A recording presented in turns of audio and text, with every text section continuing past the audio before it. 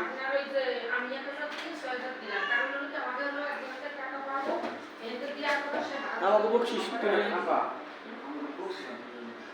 আমি শোনেন টাকা আমি তো এমনি বললাম যে ভাইকে দিলাম ২০০ টাকা চা খাইয়ে ওই দুই ভাই নিয়ে আমার উত্তর ওই যে আমি এই যে টাকা খাইলো যে শিক্ষক আপনার খাইয়েছে সেটা মাছ তুমি যেটা মাছ বেশি করছে তার কাছে ১০,০০০ টাকা পাবো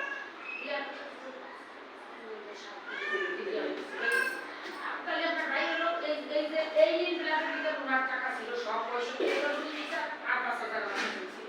১০,০০০ ছিল ৫,০০০ হয়ে গেছে আপনার ভাই বলছে কি উনি তো হিসাবে ভাবে ১০,০০০ সে জায়গায় ১-২,০০০ টাকা তো মানুষ সকল ঘটনা হয় না একটা কথাবার্তার মধ্যে মানুষ হিসাব কিতাব লইলে হয় কিন্তু বেশি দেয় না তোর একসাথে